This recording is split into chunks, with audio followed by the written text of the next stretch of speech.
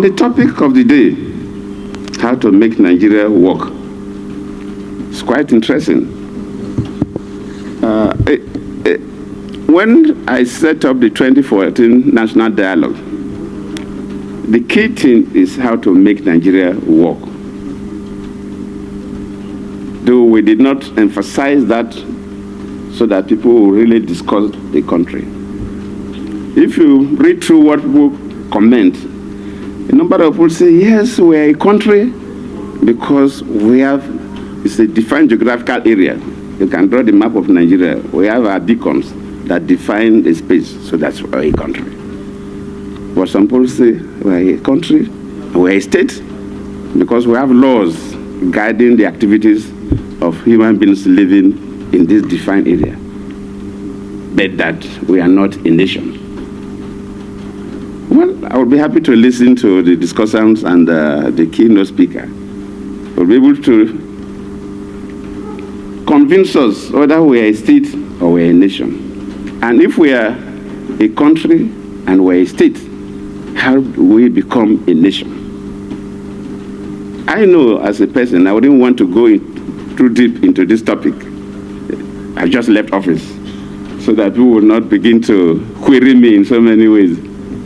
I know as a person that when the North and South were amalgamated in 1914 by Lord Lugard, probably the beginning, that formation period from 1914 till the early elections, party formations, and independent struggles, and our political parties. I'm not blaming our forefathers, but we failed to integrate us into a proper nation. We operated as individuals, interests, and so on. And of course, if you've read some of the comments of our former leaders, of course, I will made it very clear that there is no nation called Nigeria. Yes, it's a geographical entity, it's a country, it's a state that has laws, but there is no nation. The country was so polarized, even at that beginning, especially during the early political party formations, and the parties were regional parties. There was no sense of commitment to integrate Nigeria into an entity that you can say, yes, we have a nation with common interests, common philosophy, and people will be patriotic to that nation. Most of the parties belong to regions. Then there were some alliances for the purpose of ruling the country. And always when I compare Nigeria and country like Tanzania, incidentally I'm going to Dar es Salaam tomorrow, I feel that Julius Nyerere is so celebrated. He made his own vision then was to make Tanzania a nation. Yes, they have different tribes, maybe not as many as Nigeria, but they claim that they probably have the same, but I'm not sure they have the same.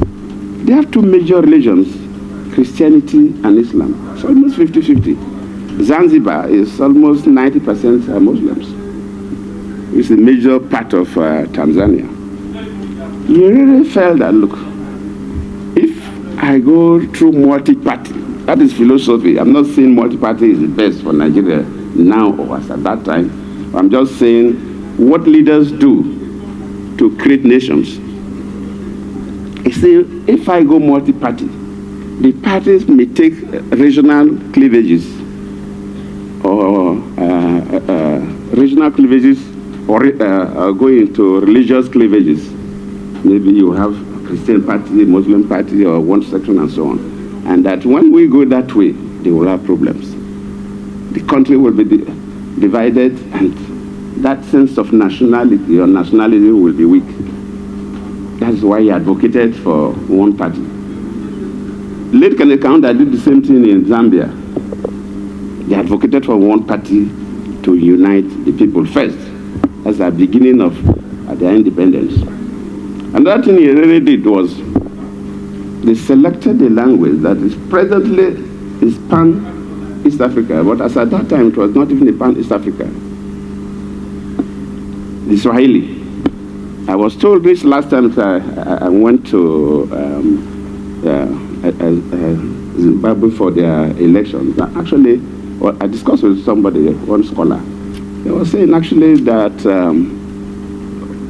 oh no, in fact, when I went to Uganda, that actually the Swahili is a language that was spoken by not a majority tribe, but somehow people like Herere picked it and made it a national language.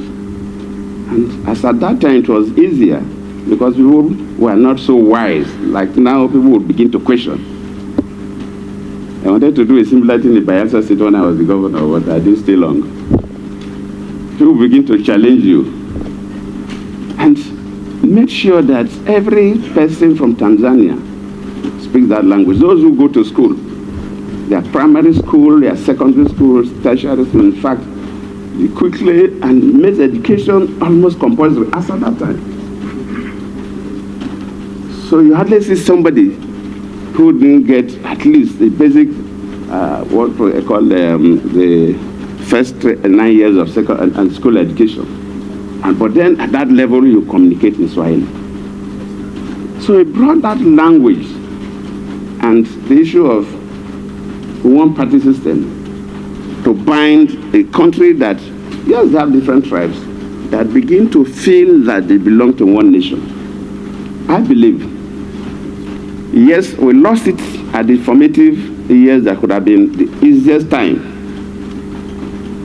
But for those who participated in the national conference, the 2014 national conference, if they are here and they are part of the discussion, they will tell us some of the issues they brought up. That we believe if we practice and follow our steps over the period, we will not say we have a country called Nigeria, we will not say we have a state called Nigeria, we will also say we have a nation called Nigeria.